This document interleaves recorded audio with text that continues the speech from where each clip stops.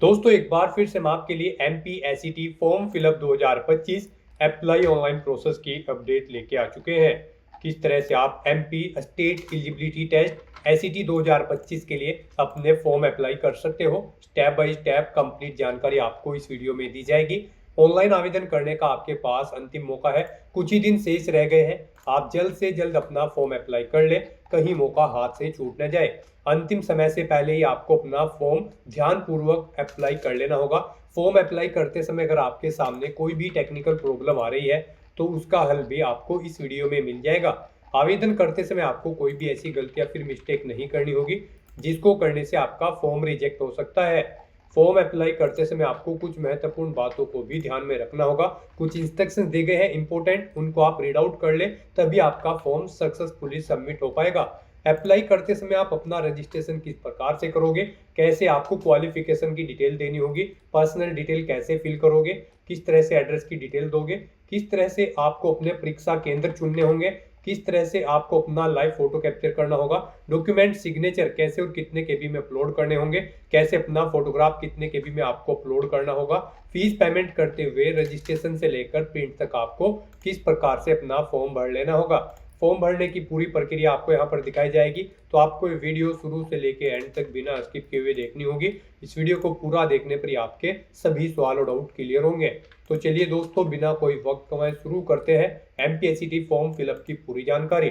Form भरने से पहले आपको सबसे पहले हमारी वेबसाइट IND सरकारी नौकरी के इस पेज पर विजिट करना होगा, जिसका लिंक आपको नीचे description plus first comment box में मिल जाएगा। और हमारे इस पेज पर विजिट करके आप यहां से MPSET का फॉर्म अप्लाई कर सकते हो।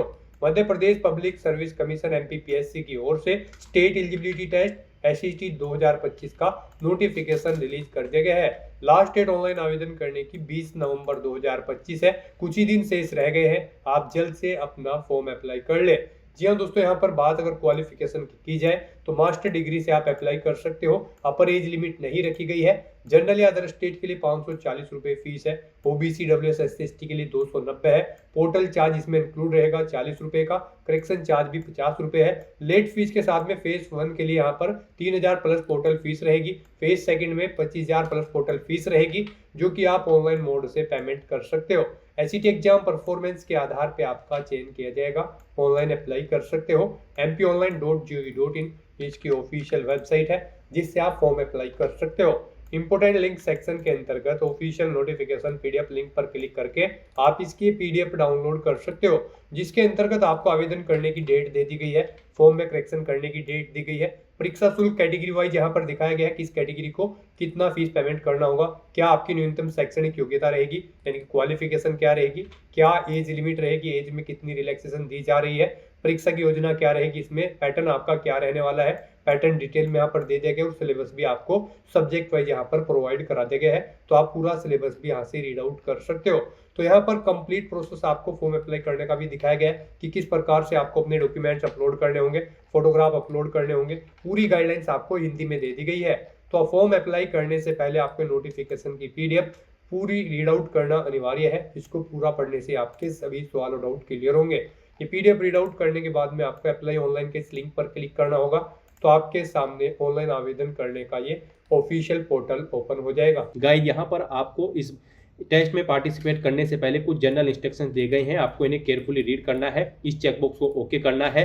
और यहाँ पर आपको मध्य प्रदेश राज्य पात्रता परीक्षा सेट 2025 के इस लिंक पर क्लिक करके इसके नोटिफिकेशन को वॉच आउट कर लेना है, चेकआउट कर लेना है। फिर आपको इस पेज को नीचे स्क्रॉल डाउन करना है और फिर गाइज आपको यहाँ पर आई एक्सेप्ट के इस ऑप्शन पर क्लिक करना है। फिर आपके सामने यहाँ पर आपका स्टेट एलिजिबिलिटी टेस्ट SET 2025 का फॉर्म स्टार्ट हो जाएगा।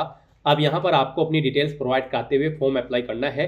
सबसे पहले यहाँ पर आपको राज्य पात्रता परीक्षा हेतु एक ऐच्छिक विषय चुनना है, जिस विषय के लिए आप इस टेस्ट में पार्टिसिपेट करना चाहते हैं। तो यहाँ पर आप अपना विषय सेलेक्ट करें। उसके बाद यहाँ पर स्नातकोत्तर स्तर का विषय चुने। यहाँ पर आप दोबारा से अपना ये सब्जेक्ट सेलेक्ट कर लें। फिर यहाँ पर आपसे पूछा गया कि क्या आपने आवेदन तिथि से पूर्व UGC net, CSIR net, Madhya Pradesh SLET या फिर SET पात्रता परीक्षा में संबंधित प्रमाण पत्र प्राप्त कर लिया है। अगर कर लिया है तो फिर आप एलिजिबल नहीं होंगे इस टेस्ट में पार्टिसिपेट करने के लिए। तो यहाँ पर आपको नो ऑप्शन सेलेक्ट करना है। यहाँ पर जिन कैंडिडेट ने इन एग्जाम में पार्टिसिपेट किया होगा तो फिर उन्हें यहाँ पर उनके प्रवेश पत्र जारी नहीं किए जाएंगे।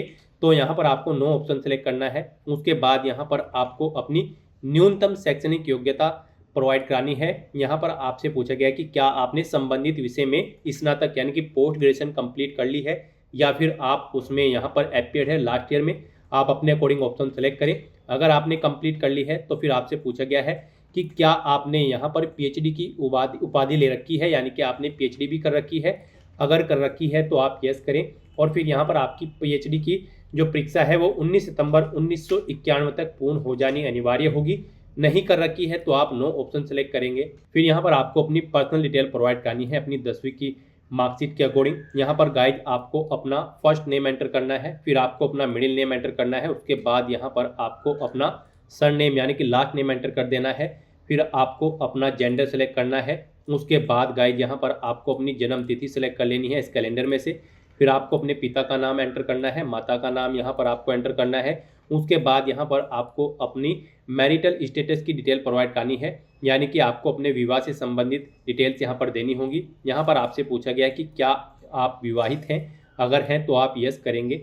पति या पत्नी का नाम देंगे। जीवित बच्चों की संख्या बताएंगे यहाँ पर। फिर अंतिम बच्चे की जन्म तिथि आप एंटर करेंगे। और अगर आप यहाँ पर अविवाहित हैं तो आप नो ऑप्शन सेलेक्ट करेंगे। फिर आपको ये डिटेल्स नहीं प्रोवाइड करनी होंगी। फिर यहाँ पर आपसे पूछा गया है कि क्या आप मध्य प्रदेश के मूल निवासी हैं। अगर हैं तो आप यस करें। अपनी कैटेगरी यहाँ पर सेलेक्ट करें।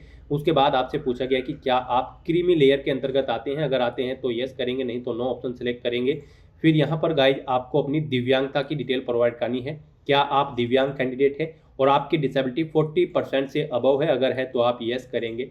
और फिर यहाँ पर आपसे पूछा गया कि क्या आपको दिव्यांगता प्रमाण पत्र यहाँ पर सक्षम पदाधिकारी जिला चिकित्सा मंडल द्वारा जारी किया गया है। अगर किया गया है तो यस करेंगे, नहीं तो नो ऑप्शन सेलेक्ट करेंगे। अगर यस ऑप्शन आप सेलेक्ट करते हैं तो फिर आपको अपनी दिव्यांगता का प्रकार देना होगा, दिव्यांगता का प्रतिशत देना होगा, दिव्यांगता प्रमाण पत्र का क्रमांक देना होगा, कब जारी हुआ है वो डेट आपको सेलेक्ट करनी होगी। इस तरह से यहाँ पर आपको डिटेल देनी होगी। यहाँ पर आपसे पूछा गया कि क्या आपकी दिव्यांगता परमानेंट है या फिर टेम्परेरी, इनकी डिटेल आपको देनी होगी। और अगर आप यहाँ पर दिव्यांग कैंडिडेट नहीं है तो आप सिंपली नो ऑप्शन सेलेक्ट करेंगे। फिर आपको ये डिटेल प्रोवाइड नहीं करानी है, ये डिसेबल्ड कर दी जाएगी। फिर आपसे पूछा गया है कि क्या आप यहाँ पर सेवा से पृथक करने के दंड से दंडित किया गया है। आपको कभी किसी सेवा से पृथक करने के दंड से दंडित किया गया है। अगर किया गया है तो आप यस करेंगे, नहीं तो नो ऑप्शन सेलेक्ट करेंगे। क्या आपके खिलाफ कोई आपराधिक प्रकरण लंबित है। अगर है तो यस करें, नहीं तो नो ऑप्शन सेलेक्ट करें। फिर यहाँ पर आपसे पूछा गया कि क्या आपको कभी किसी आयोग की परीक्षा में बैठने से वंचित किया गया है। अगर किया गया है तो यस करेंगे, फिर आप एलिजिबल नहीं होंगे। और फिर नहीं किया गया है तो आप नो ऑप्शन सेलेक्ट कर लेंगे। फिर यहाँ पर आपको अपनी एग्जाम सिटी सेलेक्ट करनी है। यहाँ पर आपको 4 ऑप्शन दिए गए हैं। आप अपने 4 एग्जाम सेंटर यहाँ पर सेलेक्ट करें। 1 बाय 1 करके आपको अपने एग्जाम सेंटर यहाँ पर सेलेक्ट कर लेने हैं। फिर यहाँ पर आपको अपनी एजुकेशनल क्वालिफिकेशन की डिटेल प्रोवाइड करनी है। गाइड यहाँ पर इस एग्जाम में पार्टिसिपेट करने के लिए आपके पास पोस्ट ग्रेजुएट डिग्री होनी जरूरी है किसी वेल रिकॉग्नाइज्ड यूनिवर्सिटी से। तो यहाँ पर अब आपको अपनी क्वालिफिकेशन की डिटेल देनी है। सबसे पहले यहाँ पर आपको अपनी 10वीं क्लास की डिटेल देनी है। यहाँ पर आपको उत्तीर्ण परीक्षा का नाम देना है। यहाँ पर आपको 10th एंटर करना है। फिर यहाँ पर आपको ऑप्शन सेलेक्ट करना है 10वीं में आपका जो रिजल्ट है वो ग्रेड में था या फिर सीजीपीए में या फिर डिवीजन में। आप अपने अकॉर्डिंग यहाँ पर ऑप्शन सेलेक्ट करें। डिवीजन में अगर था तो फिर यहाँ पर आपको अपने सब्जेक्ट एंटर करने हैं 10वीं के। फिर यहाँ पर आपको बताना है टोटल कितने मार्क्स थे, उनमें से आपने कितने मार्क्स ऑब्टेन किए हैं वो आपको एंटर करने हैं। फिर यहाँ पर इनके अकॉर्डिंग आपकी परसेंटेज कैलकुलेट करके आपको शो कर दी जाएगी। आपकी फर्स्ट डिवीजन थी, सेकंड या थर्ड, आप ऑप्शन सेलेक्ट करें। बोर्ड या फिर विश्वविद्यालय का नाम दें जिससे आपने अपनी 10वीं क्लास पास आउट की है। उत्तीर्ण वर्ष यहाँ पर आपको एंटर करना है। फिर यहाँ पर प्रमाण पत्र में अंकित रोल नंबर यहाँ पर आपको देना है। अपनी 10वीं का रोल नंबर यहाँ पर आपको देना है। ऐसे ही गाइड यहाँ पर फिर आपको अपनी 12वीं क्लास की डिटेल प्रोवाइड करनी है। यहाँ पर आप उत्तीर्ण परीक्षा का नाम एंटर करेंगे 12, रिजल्ट आपका डिवीजन में था या ग्रेड में आप ऑप्शन सेलेक्ट करेंगे। डिवीजन में अगर था तो फिर यहाँ पर आपको अपने सब्जेक्ट एंटर करने हैं, कितने टोटल मार्क्स थे, इनमें से कितने आपने ऑब्टेन किए हैं वो एंटर करें। इनके अकॉर्डिंग यहाँ पर आपकी परसेंटेज कैलकुलेट करके आपको शो कर दी जाएगी। फिर आपकी फर्स्ट डिवीजन, सेकंड या थर्ड, आप अपने अकॉर्डिंग ऑप्शन सेलेक्ट करेंगे। बोर्ड का नाम यहाँ पर देंगे 12वीं का। फिर यहाँ पर आपको उत्तीर्ण वर्ष देना होगा, कब आपने अपनी यहाँ पर 12वीं पास आउट की है, आपने 12वीं का रोल नंबर आपको देना है। ऐसे ही यहाँ पर आपको अपनी ग्रेजुएशन की डिटेल प्रोवाइड करनी है। इसमें भी आपको उत्तीर्ण परीक्षा का नाम देना है, रिजल्ट का टाइप सेलेक्ट करना है, विषय देने हैं। स्नातक में आपके यानी कि ग्रेजुएशन में आपके पास कौन कौन से विषय थे, टोटल कितने मार्क्स थे, कितने आपने ऑब्टेन किए हैं, इनके अकॉर्डिंग आपकी परसेंटेज यहाँ पर आपको शो कर दी जाएगी। फिर आपको अपनी डिवीजन यहाँ पर सेलेक्ट कर लेनी है, आपकी फर्स्ट डिवीजन थी, सेकंड थी या फिर थर्ड थी, आप अपने अकॉर्डिंग ऑप्शन सेलेक्ट करेंगे। फिर यहाँ पर आपको अपनी यूनिवर्सिटी का नाम देना होगा जिससे आपने अपनी ग्रेजुएशन की है, पासिंग ईयर देना होगा। यहाँ पर आपको अपनी ग्रेजुएशन का रोल नंबर देना होगा फाइनल ईयर का। उसके बाद यहाँ पर आपको अपनी पोस्ट ग्रेजुएशन की डिटेल प्रोवाइड करनी है। जैसे कि हम आपको ऑलरेडी बता चुके हैं, इस टेस्ट में पार्टिसिपेट करने के लिए आपके पास पोस्ट ग्रेजुएट डिग्री होनी जरूरी है रिलीवेंट सब्जेक्ट के अंतर्गत। तो यहाँ पर आप अपनी पोस्ट ग्रेजुएशन का नाम देंगे, या आप यानी कि आपने एमए कर रखी है, एमटेक कर रखी है, जो भी आपने पोस्ट ग्रेजुएशन की डिग्री कर रखी है उसका नाम यहाँ पर देंगे। फिर यहाँ पर आप बताएंगे आपका जो रिजल्ट था वो ग्रेड में था या फिर डिवीजन, आप अपने अकॉर्डिंग ऑप्शन सेलेक्ट करेंगे।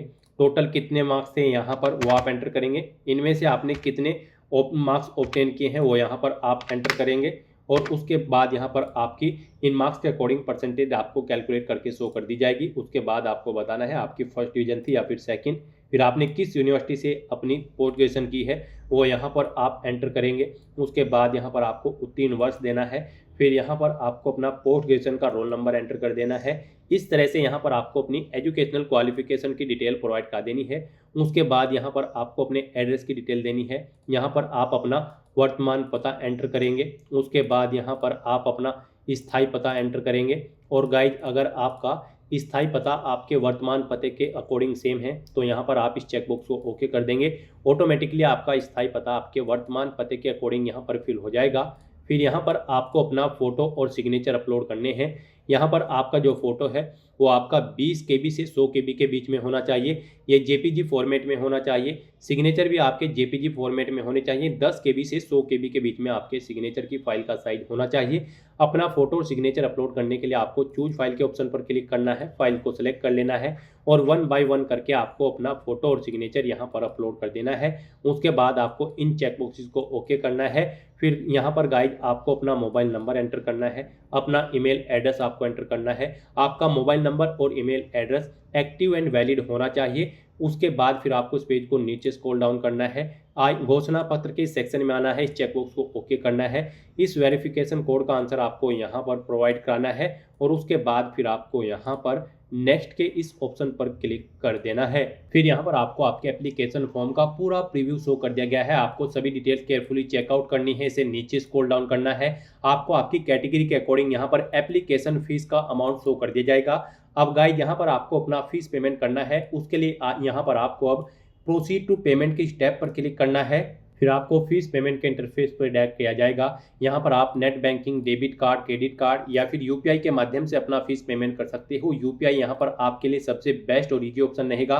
आप यूपीआई की स्टेप पर क्लिक करें। उसके बाद यहाँ पर आप पेटीएम या फिर पे GOV India, NDML for government of India कोई भी ऑप्शन पर क्लिक करें। फिर आपके सामने कुछ इस तरह से इंटरफेस होगा। अब यहाँ पर आपको सबमिट के इस ऑप्शन पर क्लिक करना है। फिर गाइस यहाँ पर आपको अपने यूपीआई से ये QR कोड स्कैन कर लेना है और अपना फीस पेमेंट कर देना है। सक्सेसफुली फीस पेमेंट करते ही यहाँ पर आपका एप्लीकेशन फॉर्म सबमिट हो जाएगा। उसके बाद आपको अपने फॉर्म का एक हार्ड कॉपी प्रिंट आउट ले लेना है फ्यूचर यूज के लिए, फ्यूचर रेफरेंस के लिए। तो दोस्तों ऐसे आप Madhya Pradesh state eligibility test 2025 के लिए अपने फॉर्म अप्लाई कर सकते हो बिना कोई मिस्टेक किए हुए। आज की इस वीडियो में बस इतना ही। आई होप ये वीडियो आपको पसंद आई होगी। अगर पसंद आई हो तो इसे लाइक और शेयर करें। चैनल पर नए हो तो इसे सब्सक्राइब कर लें। Thanks for watching.